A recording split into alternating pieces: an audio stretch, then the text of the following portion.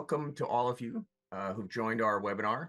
My name is Alex Counts, and I am the Executive Director of the India Philanthropy Alliance. And I want to thank all of you who've tuned in today, all of our attendees, our speaker, our moderator, to join us for this, the second in our Critical Dialogues series of IPA. This series is not about how great our network of Indian nonprofits is, and 19 of which are represented on our board of directors, but rather about topics of interest to our donors, friends, volunteers, staff, and boards.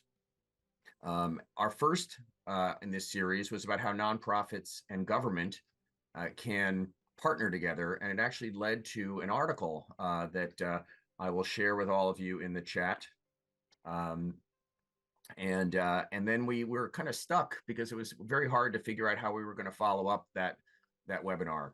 And so we formed a committee of Deepak Raj, Nalini Saligram, Meenu Gupta, Madhura Nirki, members of our board, and Meenakshi Mahajan, who kind of project managed this. And we came up with this idea of a webinar on women in philanthropy. But we needed speakers of such a high quality that we could really outdo our first webinar, and we were able to secure them, and I'll cede the stage to them quickly.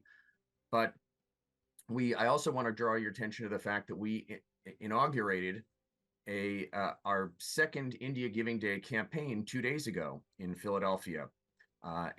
This is a new tradition, a national day of giving to India from the United States. Last year, we had 25 organizations that were recipients of more than 1,000 donations, averaging $133, and much more that went into it. Events that were held. Pratham USA organized an online dance party that was just outrageous. We had a lot of fun with it. But this year, our next campaign will culminate on March 1st, 2024, and we hope it to be bigger in every way. We hope every organization part of it will secure transformational gifts and transformational giving that will leave their organization able to do much more good than they're doing now. And you question, well, why announce this in a March campaign, a Giving Day in October? Because if you really want to make a huge impact through an event, through a gift, through a partnership in March, you really need to start planning that now. And we wanted to use Gandhi Jayanti, Mahatma Gandhi's birthday, as the occasion for doing that. So then you may ask, why do a webinar now, the same week, on women in philanthropy? And simply put, I believe that to achieve a breakthrough in U.S. giving to India, we need to get in touch with, we need to have people with resources to get in touch with wisdom that I believe comes much more easily to women than to men. Or in other ways, for all of us to kind of get in touch with our feminine side and how that can inform our philanthropy. And certainly that's how I often talk about how I became an effective fundraiser. And who better to do that than our two speakers? You know, it's no secret that most of the $484 billion that was contributed to charity in the US was raised by women. Women make the best fundraisers. They also, in my experience, make the best donors. Mackenzie Scott comes to mind, her transformational gifts starting in 2020. In my own experience that I wrote about in my memoir, Changing the World Without Losing Your Mind, I wrote about a woman named Janet McKinley who gave Grameen Foundation $7 million. And we developed a friendship. She was just the most enjoyable person to ever meet with and talk to. And it turned out that also she supported our mission very generously. And so listen to what we have with Manisha, Bharti interviewing Indra Nooyi and Andrea Jung. And you can maybe get some inspiration and some techniques and some ideas to become a better fundraiser, a better donor, a better philanthropist, and helping the causes, all these wonderful causes in India. Now, let me introduce Sanjeev Arora, the Executive Director of Project ECHO, one of my heroes. As a co-host, Project ECHO has amazing capabilities, technical capabilities, so they're lending them to us for this webinar. And I'll also introduce Manisha Bharti, who will be our moderator. And so Sanjeev will speak briefly, then over to Manisha to introduce our speakers and to get going. Dr. Sanjeev Arora spent more than 3 decades working to save lives and create life-changing, innovative solutions to fill major gaps in the healthcare field as both a liver disease specialist and as a social entrepreneur. He serves as a distinguished professor of medicine at the University of New Mexico Health Sciences Center. He's the founder and executive director of Project ECHO, our co-host, And Project Echo, and if you don't know about it, just check it out, is a disruptive approach to reducing health and education disparities in unserved areas. And he's also a former board member of IPA. Manisha Bharti, who's become a good friend since she took over that role, is the Chief Executive Officer of Pratham USA and a global executive for Pratham. She has more than 25 years of experience in global development. She was the Chief Strategy and Programs Officer for GHR Foundation, one of Minnesota's largest philanthropic organizations. And she's also held various positions at FHI 360, one of the premier global non-government organizations, including Chief Strategy Officer. Among many other accomplishments and roles, she's the co-chair of the India Giving Day Steering Committee, which helped us pilot this approach last year, and will be leading and guiding us this year. Again, we'll hear a little bit later at the very end from Deepak Raj, the chairman of IPA. But at this point, let me give it over to Sanjeev Arora to say a few words. Well, thank you, Alex. It's such an honor to co-host this event with you, and I'm an admirer of IPA and your support for expanding a culture for philanthropy throughout the Indian diaspora. As you mentioned, my name is Sanjeev Arora, and I founded this project ECHO 20 years ago, which is an innovative telementoring model based out of the University of New Mexico Health Science Center. Our mission is to democratize the implementation of best practices in healthcare, education, and beyond, with the goal to touch the lives of 1 billion people by 2025. We've already reached 200 million, but a long way to go. And if you're interested in learning more about ECHO, I'll request my colleagues on this call to put a link to our website in the chat. Over the past few years, ECHO has worked in 74 different disease areas and education areas, but we've been on a journey of discovery, trying to understand that this agnostic telementoring platform, which is designed to upskill human performance, how can it improve sustainable development goals, which is a recognized sort of framework. And we've come to the conclusion that the world has been largely set up to privilege women and girls. And we've asked ourselves, what can we at Project ECHO do to help embed a gender equity lens in all the work we do, in the 4.5 million learners that we have in different parts of the world, in the 195 countries, because we've come to the conclusion, if we can improve the lives of women and girls in the world, it changes everything. It changes everything permanently. For this reason, I'm thrilled to be present, to listen to the discussion about women in philanthropy with distinguished speakers, Indra Nooyi and Andrea Jung, and such a critical topic as to discuss. As women gain power in philanthropy, the issues and priorities of women will have increased voice and the power for change, which I mentioned earlier. If you change the power dynamics of women, you change the whole world. And this is a great interest of ours in Project ECHO. So thank you again, Alex, for the opportunity. Over to you. Thank you. Excuse me. Thank you, Sanjeev, and good morning to everyone, or good afternoon, good evening, as I imagine we have participants from across the country and across the world here with us today.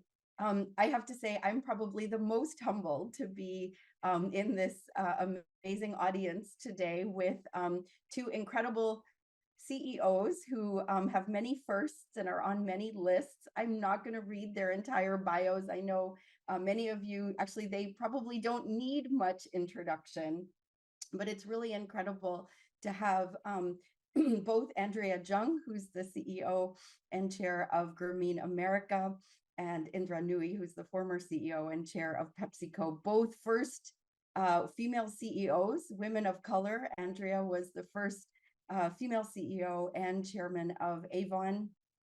And both women certainly made many, many lists, including the Forbes 100 Most Powerful Women. I'm in awe of both of you as a fellow CEO, but certainly nowhere of the same stature. Just really humbled to have you both giving your time for us today at the India Philanthropy Alliance. Just a word, I'm as Alex mentioned, the CEO and global executive of Pratham USA. Pratham is a leading global learning organization that is rooted in India and has taken its evidence-based approaches as well as innovations now to over 20 countries around the world. And we're one of the founding and very proud members of the India Philanthropy Alliance because it creates this platform to bring people together and learn together. So that's really what our goal is for today, is to learn from our distinguished panel. I will be asking them a few questions.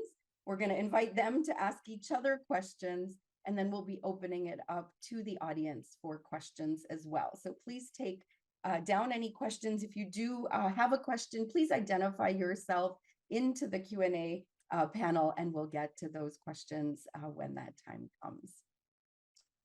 So I will start off with the first question. You know, we've framed this panel as women in philanthropy. And I guess my overarching first question is, what's unique about the power of women in philanthropy? And Indra, please, we'll start with you. And welcome. Thank you, Manisha. First of all, it's great to see you, Andrea, after quite a long absence. So good to do this with you, Indra. Same here.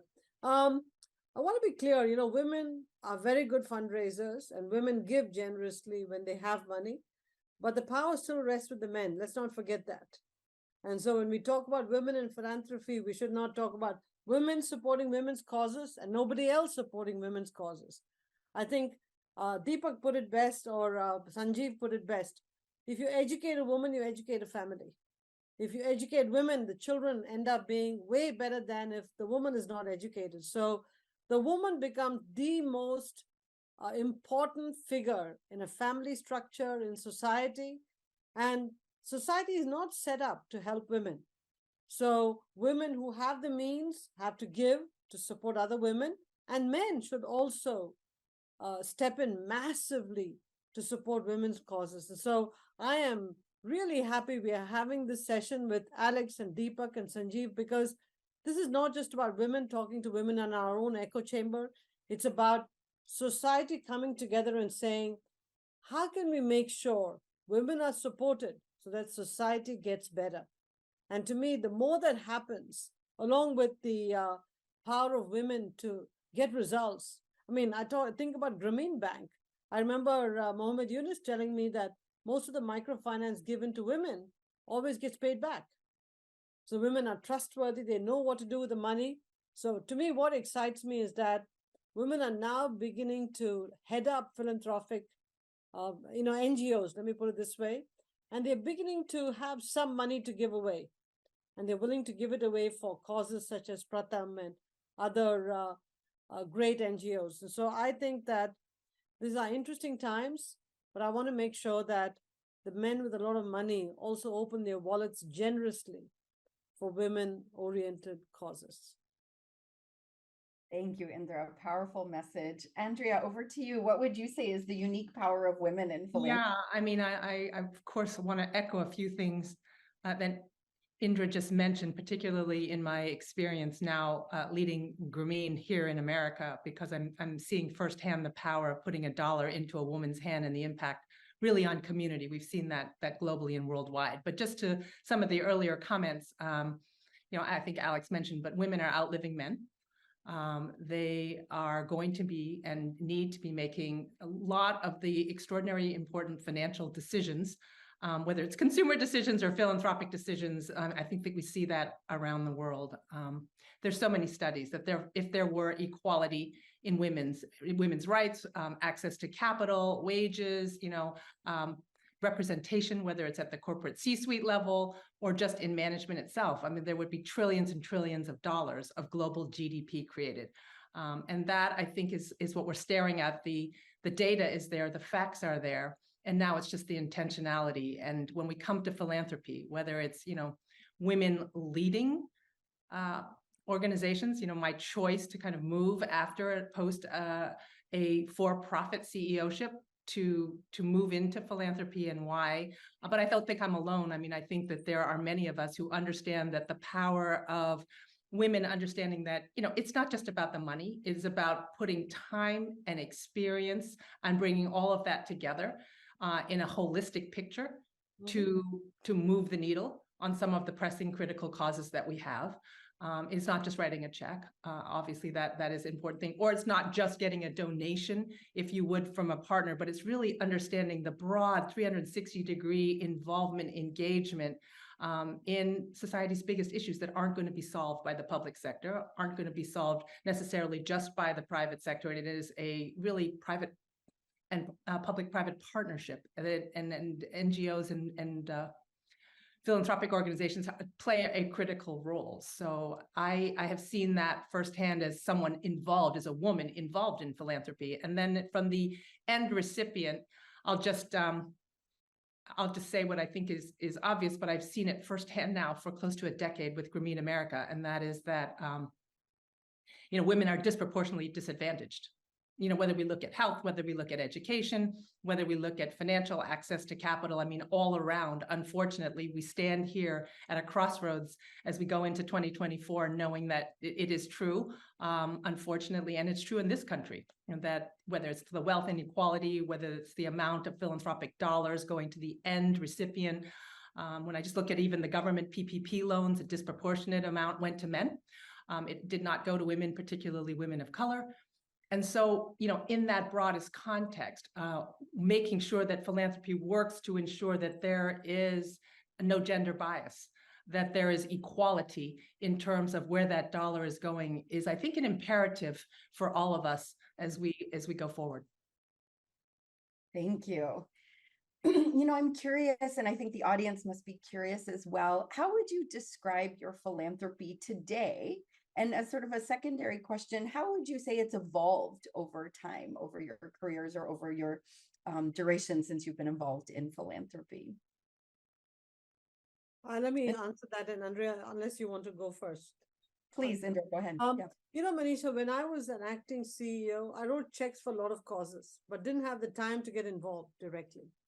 Now, in my post-CEO days, my retirement days, I can only I write a check, but I also try to get involved around that organization. So, for example, I do a lot of mentoring of young people in the area that I live in, and I write checks for education and improving the quality of education around where we are. And I've gone back and redone the laboratories and the science departments of all the schools that educated me, because at the end of the day, I want to give back where I came from, but now I have the time to make sure the right labs are built, the right teachers exist, the teachers have good facilities. I have a sense of ownership, and I can see projects through to completion. And so I feel like what I'm giving right now is more personal. I see the benefits of what I'm doing. I see the results of what I'm doing, as opposed to just writing a check. And I think that's where I feel particularly excited, because I'm feeling good about what I'm doing, as opposed to saying, okay, I did good. I'm sure it's gone to the right place. I hope they did something good with it. I'm seeing a direct line of accountability to my giving. Okay, you're able to visibly see the results and the impact of your dollars. Andrea, how about you? How have things, what are you excited about today, and how have things evolved? Well, it also has evolved for me. I think, like Indra, when I was CEO at Avon, we had a foundation, and our work was very tied to the purpose of the company and women entrepreneurs. And so that sort of, if you would, began my love affair and personal passion for spending my time, not just my check dollars, for women's economic empowerment. But I wrote and I continue to write and support a lot of variety of causes that are important. But in terms of my time, and in my case, what I actually help raise money for on capital campaigns, I have found that it has become so time intensive and important to actually have a voice and to be known for a cause, that I would say that I've become monogamous, if you would, if on the subject of women's economic empowerment, on capital access for women. So would be hard for me to make two calls. I'm raising money for my university campaign and I'm also raising money for the nonprofit that I'm working for, because it's important to be able to devote the kind of time and singular focus to something. So I have had to say, I will personally write many checks to many different organizations I feel strongly about, but time and raising money, for me, the singular focus has really helped me, sort of say, and if I do this, I can create a legacy for this chapter in my life, to be able to kind of amass and crowd in capital to a cause I deeply believe is critical to the future. Well, Andrea, you've dedicated your second career, your post-corporate career to, exactly that. And I would love to hear more, and I'm sure the audience would love to hear more. What skills do you feel like from your corporate career remain relevant, in your work today? And what are things that are surprisingly less relevant? Yeah, there's more that's relevant than not, or that I thought. I had met Muhammad Yunus many years ago when I was a CEO at on a Fortune panel, and there were several of us who were Fortune CEOs, but also he was on the panel, and I was inspired. Grameen was not in America at that time, but it was obviously an enormously powerful poverty alleviation, capital access, and equality solution in Bangladesh, in India, and Africa, and a lot of the emerging and developing world. And when I retired from Avon at the end of 2011, so it's been a little bit over a decade, he approached me, and we had this conversation that started off, and I originally thought, what? Again, I could be on the board, I could write a check, but the actual most important thing I could actually help them do is apply skills to scale. Something that has extraordinary scale in Bangladesh, but was just a really nascent form, a nice, small nonprofit here in the United States. And so sort of the decade since has sort of, I think the rest is history, but the skills to, one of the things about nonprofit businesses is that they are businesses. One of the biggest learnings that I have is that, not running a charity like a business is part of the issue of why it doesn't scale. In order to scale, you have to understand the economics, you have to understand replicable processes, you have to put in the infrastructure, and you have to get the talent. And talent is not just overhead costs and non-program related costs. And, there's a mentality that I found when I walked in that really had to be changed. I would say that, we run the organization like a business. In fact, we're now sustainable. So we are, we will make hundreds of millions of dollars, if you would, of actual profit per se over the next decade. It's a non-dividend. I mean, it goes back, the stakeholder is the program, the community, and more women getting loans, not your public company shareholder, but the skills are very much the same. I think the change for me was much more coming from like a really big company with lots of employees and lots of organization all over to a small startup. It was more going from something really large and structured to more of a Series A startup getting to, I think we had given out $100 million or $77 million of loan capital when I came. And now it's going to cross $4 billion of loan capital in about 6 weeks. And that scale, with scale comes all the growing pains. It's very different to have, an organization with hundreds of people instead of tens of people. Those things are very much the same. And to be able to apply the experiences to really help sort of put structure and business thinking systems, foundational systems and process in, it doesn't sound very sexy, but equally important if you want to scale a nonprofit.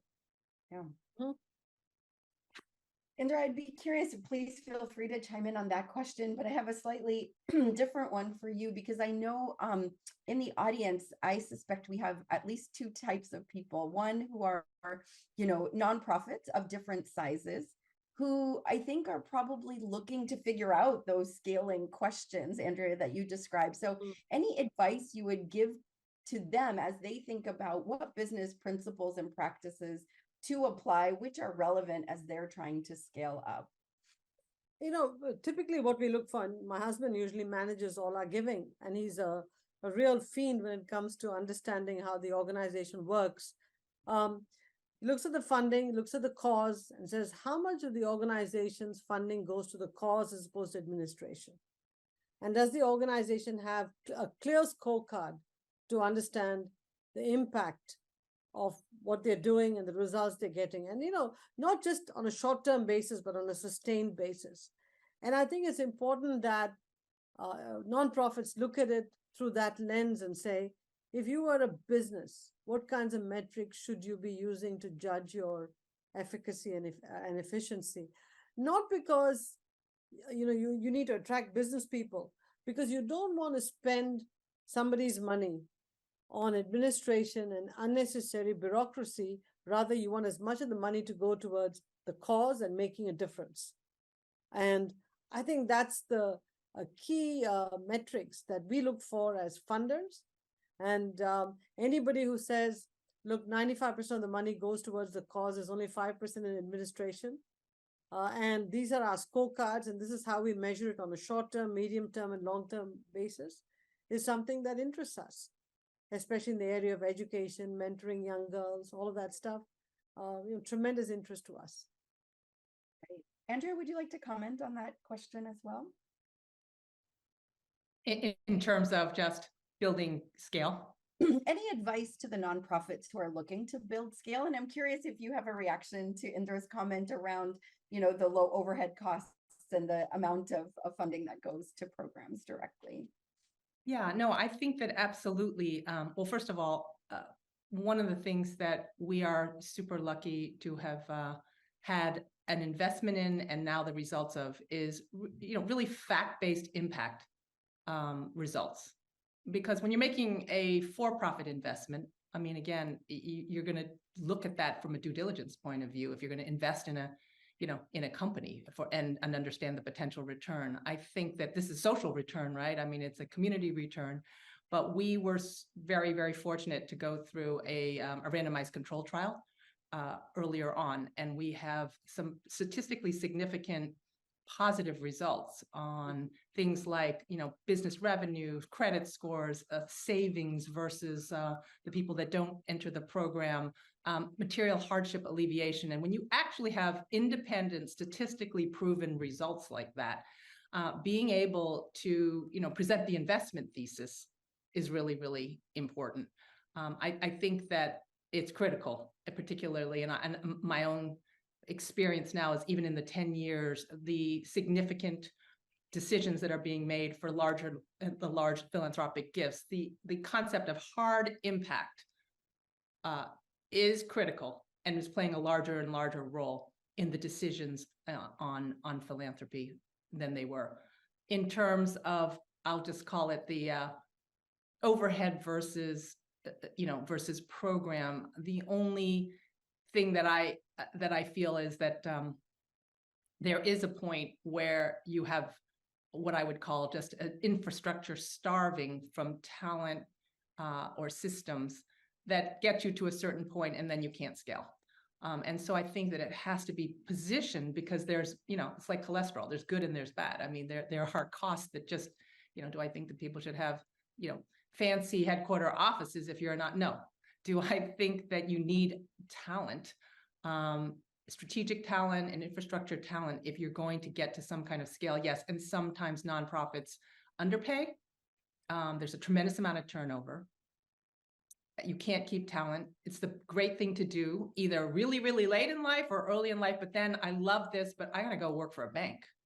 One of the things that we like to say is that, hopefully if you see that this financial inclusion path in 2024 is the best way you can help deploy the world's and the US capital to the people who really need it, that banking has actually now just for the rich. If you have money, you can get money, and if you don't, you can. And that cycle can only be broken with some kind of financial intervention. But we've had earlier on people say, I love this, but I got to go to Goldman or JP Morgan because I just don't make enough money here, and I'm having a baby. So when I just, I just call that out, because there is a reality that says that it's a war for talent, including in the nonprofit world, and to be able to attract and retain and motivate really talented people who believe and want to work for and don't need to have Goldman Sachs bonus, but they need enough, which sometimes when you look at nonprofit median salaries, in my mind is still challenged. It's one of the things that, we put in a bonus, for example. And, I think it was highly unusual to have a year-end bonus opportunity that is, a variable pay.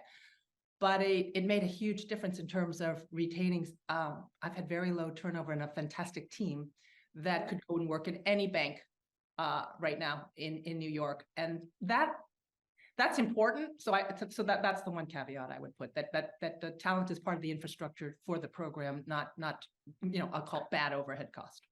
I agree with you, Andrea. You have to hold the talent, because without talent, you can't even execute. Any organization. I think we've both seen it, right? I mean, it's always, when I look around the country at where we've done well. The other day we were saying that Charlotte, North Carolina is the fastest growing, best operation, around the country. But if you look at the serviceable market, the TAM, and you wouldn't pick Charlotte necessarily. And what's the answer? Talent. Absolutely. The talent is the general manager there. She's the best one we have. It's always true. I think we both probably have had this experience in our whole careers. You can have an outsized performance when you have phenomenal people. It's true in nonprofits as well. Yep. I know that you both know each other outside of this panel, and love that the exchange has started. Do either of you have a question for one another? I don't know. What are you focused on besides Grameen, Andrea, these days? Well, I am on, a couple of for-profit boards. I'm on the Unilever board. I'm on the Apple board. Very, very different. Silicon Valley and the UK are about as 180 degrees as they get. But it's interesting, just to turn it back into this, that the role that they are playing in philanthropy, in terms of leading, in Unilever's case, like the sustainable living. They've been very long and deep before ESG got popular on net zero, plastics, regenerative agriculture, living wage. Those have always been super, super important. And I think many companies, I know, Pepsi led, Indra, on this front, where companies with purpose, brands with purpose really matter. The same thing on the Apple front. So it is interesting to have the lens of how philanthropy or social commitment to responsibility is an extremely important thing. And I know it's a mandate right now, I think, for Indian companies, but certainly when you look at Europe, particularly on environment, and in the US, I feel that it's a good thing. When I became CEO way early on, if you started talking about what you were doing from a foundation point of view, or your philanthropy, a lot of times, people would be like, if it were Zoom, they would have been paused and, gone on mute, and they would have been like, can you come back and talk about next quarter's earnings per share? It's not that now. When I look at some of these firms, whether it's ISS or, that they're voting against if you don't have, a sustainability in your metrics and in your bonus. I mean, we've come a long way. I think it is an important inflection point for corporate responsibility. I think we have to separate our corporate giving versus individual giving. Yeah. Corporate giving is becoming unpopular because of people think it's woke and not friendly to shareholder value. I disagree with that, but that's different. But individual giving, there's a lot of money sitting with individuals and foundations and stuff that's really focused towards giving. And I think we have to focus on them to make sure that they open their wallets generously to give to causes that could make a huge difference to society starting now. And so I think I look at Pratham as an organization and say, what you do is going to have such a lasting impact on society as a whole, especially for families, future generations of children who are all going to benefit from education of their mothers. People should be giving to organizations like that so that they can truly, truly make a difference. And that was one of my questions for you, because I think you mentioned it a little bit earlier on in terms of, in this new chapter, post Pepsi. Because certainly at the company, we all modeled after you in this concept of you've got to, do good in order, not just do well. That and the brand, the purposeful brand intentionality of what the company did, which was so much more than just selling products for the world, how that sort of shaped your whole philosophy on philanthropy, even as an individual and as a family now, beyond sort of the corporate, that experience, because it's not like you have a foundation, and then you're running the company and the brand divisions. It's so integrated, and how it's changed. And yes and no, because we had the PepsiCo Foundation that would give to causes that help societies that we were operating in. But the core performance with purpose was, how do you link the way we make money, the new way to make money, as opposed to how we give away the money? So we wanted to change the portfolio, focus on the environment as a new way to make money to sustain the top line. So in many ways, the stuff we did within the company's core operations was to make us a better company and deliver results on a sustainable basis. That allowed us to fund the foundation, which could then go off and give to, like when there was a Turkey earthquake or a Bangladesh flood or an earthquake in Pakistan, we could give money to those causes through the foundation. So we separated these two, and that was important because one was giving away the money we made, the other was making money a different way. In a responsible way. Yeah, exactly. Thank you. It's time for us to open up to the audience, and we have a few questions coming in. So please, those who are listening, please feel free to submit your questions. I'm going to start with one, actually two that sort of in my mind come a bit together. We have organizations, like I mentioned. One, we have the CEO of the Surya Chandra Foundation, who's working to educate and empower girls. And Murli is his name. I think is curious to know how you see, what are the obstacles and barriers to achieving gender equality? I think this question is specific to India, but I think it would, span beyond that. Is it cultural factors or other factors that are specific to India? And sort of a related question from Nirmala, who's part of a giving circle in Boston, who's also wondering that, when they're giving to causes in India, they feel like the women are more vocal and assertive when the men aren't around. So how are these cultural barriers getting in the way of being able to achieve gender equity and gender equality? So whoever wants to start. Andrea, I'll let you start, then I'll chip in. Let me just start on the first question. What are the barriers to gender equality? I mean, there are many. I am biased because I believe that economic inequality is one of, it's sort of there's a lot of legs on the stool, but if you don't have access to capital or wages that makes you at parity from an economic point of view, then all of the other issues that are, known and sustained women's issues, violence for women. I mean, the economic lack of independence is the number one reason, not the number one, but it is, there's a lot of cultural reasons, there's a lot of legal reasons. So there's a variety and a host of issues that would solve help solve the issue, but that the root cause in many cases is the lack of economic independence. So, when I look around, again, health issues, education issues, there is a lot that comes back to economics, which is why, I feel so strongly that giving equal access, whether it's to capital or to jobs, et cetera, is critically important. So yeah, I'll just stop there on, to me, that's one of the major pain points. So I'll give you a point of view, Manisha, and may not be the most popular point of view. I think the only way that you focus on women and you think about how to move them up is by educating men. Because men still hold all the positions of power. And unless men recognize women as just talent, not women talent, they're never going to rise up. And if the men in power don't mentor women, if they don't give women a chance to succeed, there's no point women talking to women. And typically what happens is on any issues related to women, we all get together and talk about it as women.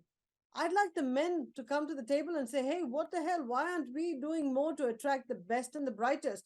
And incidentally, they happen to be women. Instead, what do we say?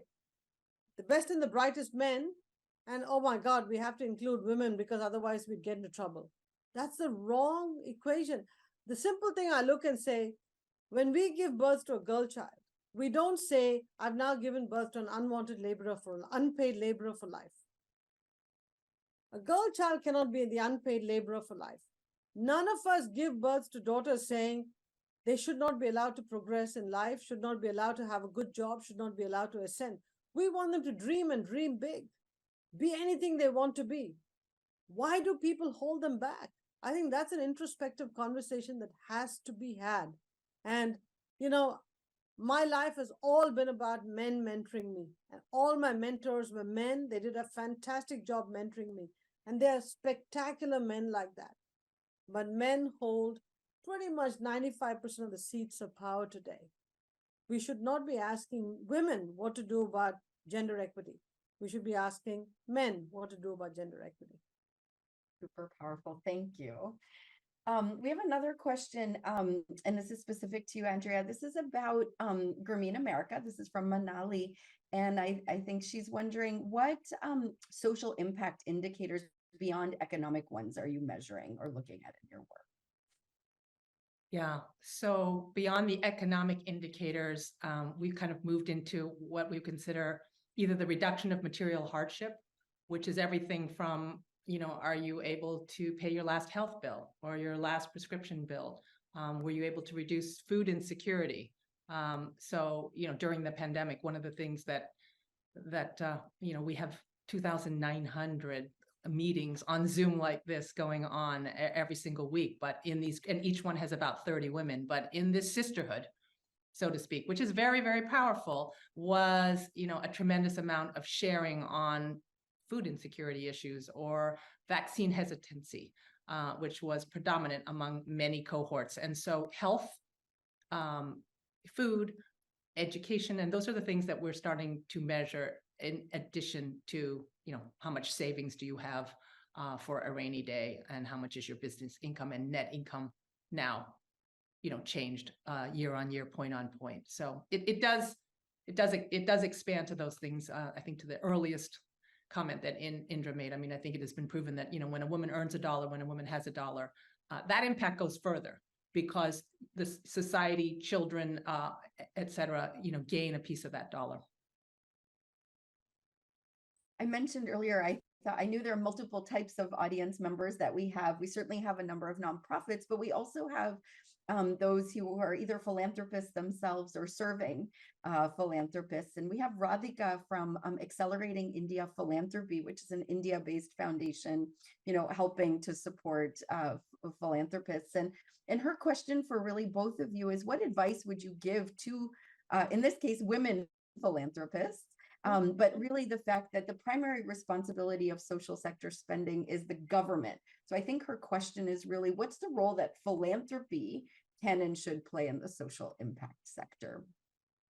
Repeat your question again, Manisha, one more time. Yeah, sorry, I'm condensing it as I read it. So I think it's really, what's the unique role that philanthropy can play in social impact? Beyond, because government plays such a role in the social sector. So what's the unique role that you feel philanthropy can and should play in social impact? I would observe that philanthropy alone cannot make change happen, especially if it involves large-scale societal change.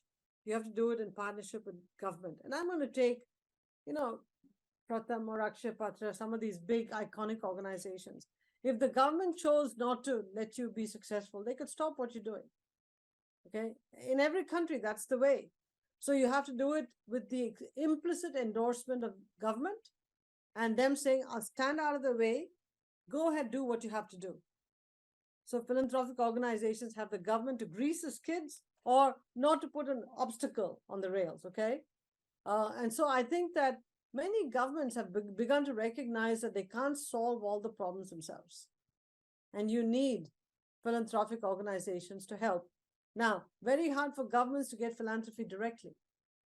So here's a way to tap into pools of financial capabilities to then deploy it against big programs that can make the country better. So I hope governments recognize good philanthropic organizations as partners, true partners, especially if the organization handling the money and deploying it in the country is ethical, efficient, and efficacious. As long as those things hold, I think government and philanthropy should be partners.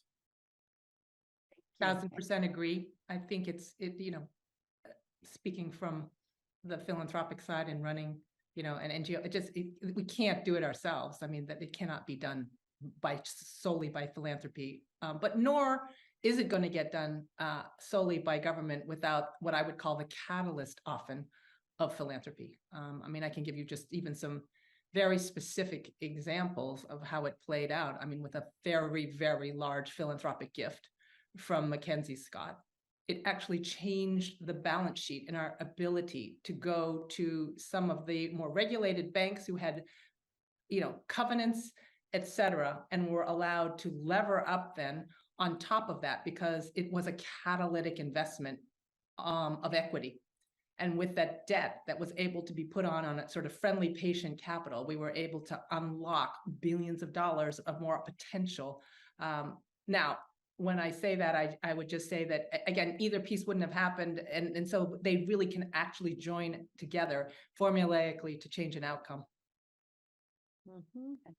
Fantastic. We have a question here from Dina. I assume she's with a nonprofit, and her question is about advice around how to attract, top quality board members who can bring sort of time, talent, and treasure to boards. Any advice around recruitment of board members? Andrea? Yeah. Well, I think that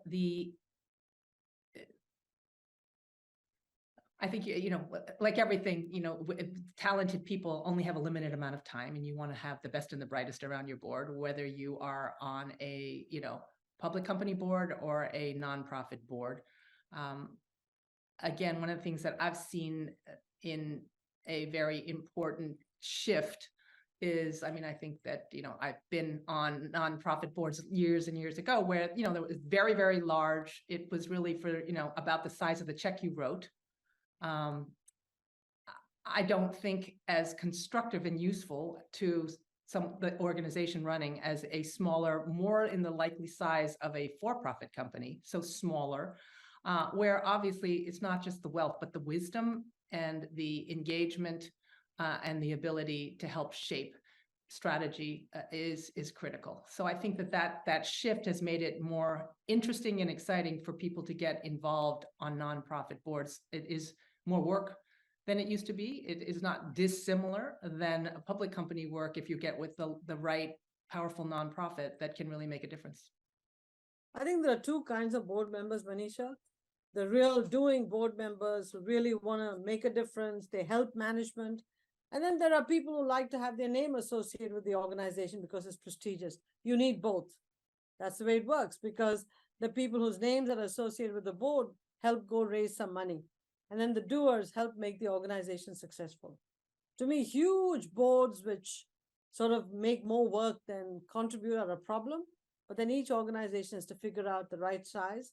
But once you have it, think about the people who go raise money and the people who actually help the organization, and staff the board accordingly. Fantastic advice. Thank you. We have a question from the executive director of Project Prakash Foundation. I believe it's an organization working with blind children in India, founded at MIT. And this is a question I know that Pratham struggles with as well, is, why this is an organization doing work supporting those in India. How to engage Americans to give to causes far away? How do you sort of, what do you think are the messages to give to, Americans here in the US to support a cause that feels different when there are so many needs at home? I don't know, Andrea, you should know way better on this one, but I think that just having people say give to a cause in India is not going to help. I think they've got to feel India, understand India, and feel the cause on a global basis. So there are people who say education in developing and emerging markets is very important because that's going to make the world a better place. So up front, they've got to have a sense for the issue and a feel for India. When those two come together, they become a potential donor. And then the third is the credibility and the credentials of the organization itself. If on the other hand, people are only given to organizations that are very domestic in any country and on issues unrelated to what we're talking about, what the organization is talking about, then it's hard to convert them. Because now you have to not only educate them on the issue, you've got to educate them on emerging and developing markets, and India in particular, and then go get money. That's a long haul. So start with what could be a high priority based on these things coming together, then think about adding the other circles to it. I don't know, Andrea, your point of view. Yeah, I interestingly have a little bit of an unusual lens that certainly in the space that we play in, there were probably more donors internationally than in the United States. You know, when I'm looking at Alex right now, but the Grameen Foundation really gave to microfinance organizations outside the United States. I mean, Bill and Melinda Gates Foundation, they were primarily international in terms of their health work. So I think you have to do a real lens target of who the foundations are that do give specifically to India and or to international companies. But I think you'll find more of them than not, because I think in the development world, it is known that the needs are there, and there are a tremendous number of families and foundations that do fund international work. Interestingly, some people think, well, it's the richest country on earth. We don't have some of these problems here, and yet the issues that we are working on are focused here in the U.S. And you know, does it help to be able to take somebody to see the program? You know, one subway stop away, yes. And is it harder to get a group of philanthropists, you know, to go over and visit and see whether it's the school or the hospital or whatever it is? Yes, but it's doable. And I myself feel there are a lot of larger funders for international work where there's need. Andrea, that actually builds on one of the questions that's just come in from Ujwala with Children's Hope India. And she was asking if you have any specific advice for organizations to pursue grants and gifts from foundations or corporations. Again, understand the foundations or corporations, what their mission is, what their real focus is, because most foundations have to articulate what they're focused on. Understand that, and then pitch your request in a very tailored way to that foundation. Don't just bring a general pitch to them.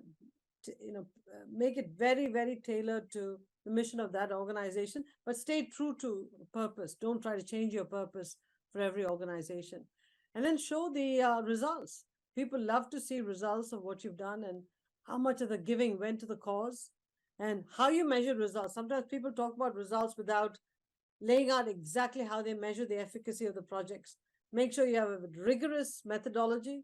You show results on a short-term and a medium-term basis, and then that'll get people excited. But if you don't have these building block pieces of information or data, it's hard to get people over the finish line to say, yeah, I need to open my wallet and give money for this cause. Yeah, I don't have much to add except that, you know, obviously one of the most powerful parts of the narrative is always the end recipient, him or herself. You know, I could tell the story. I think I'm fairly articulate, but it's never as powerful as hearing somebody who's received capital, who had nothing, and has literally changed her life here in America because of it.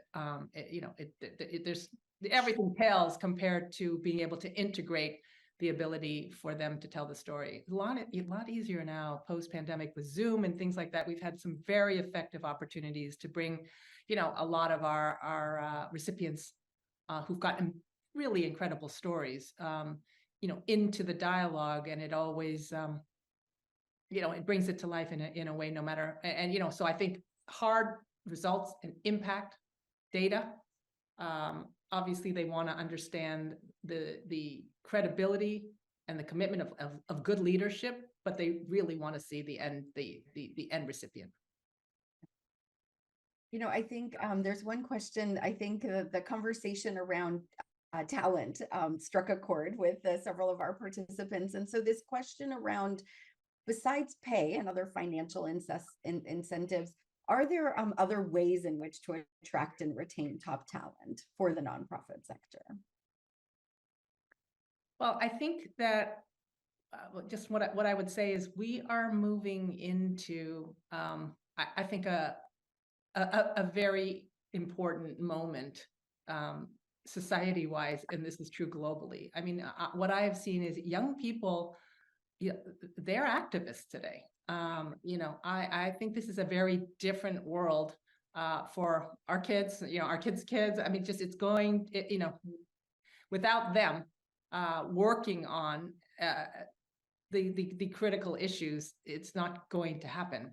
And so I feel like the ability to attract people into nonprofits, other things being at least attractive enough to get them there, it's got to be easier in this next decade, because they want to make a difference on things that they just don't feel previous generations have been able to crack or paid enough attention to. And, capitalism has just washed away,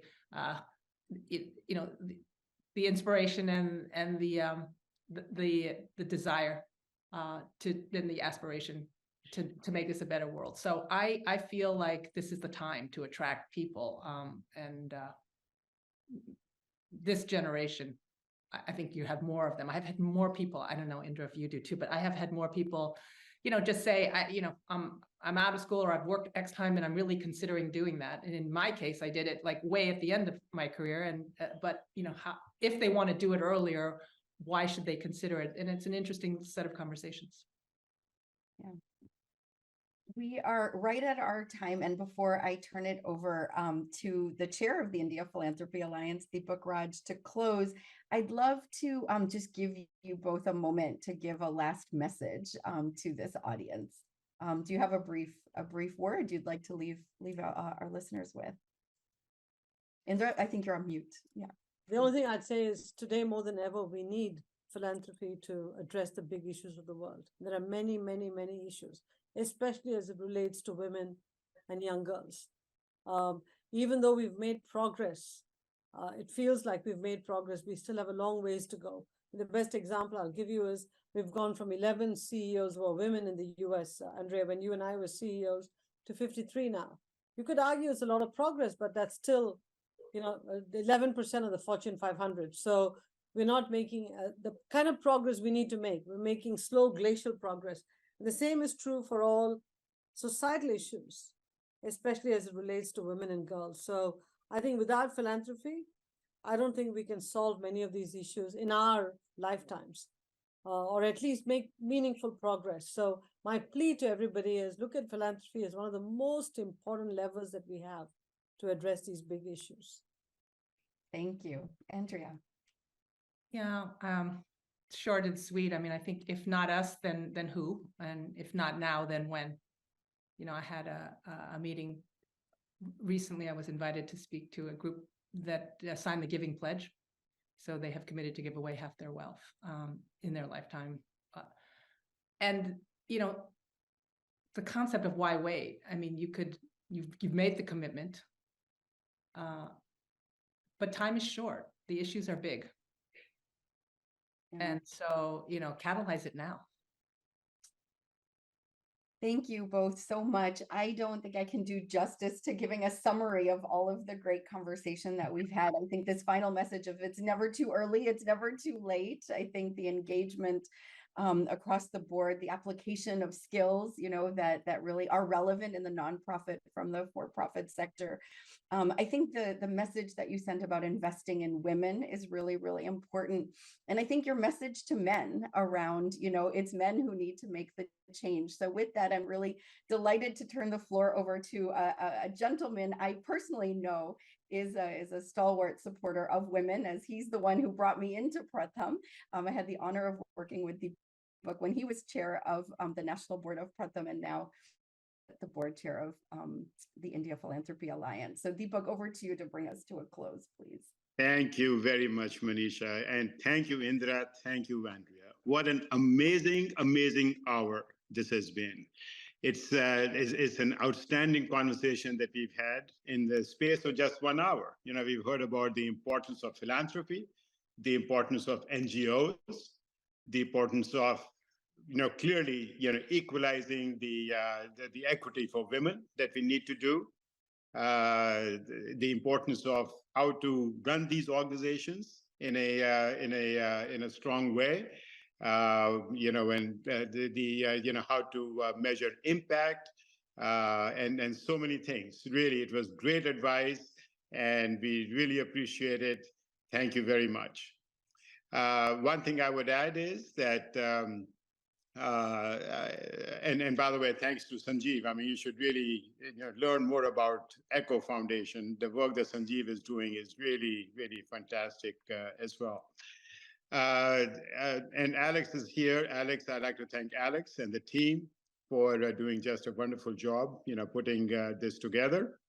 And please mark your calendars. March 1 of 2024 is when we have our India Giving Day.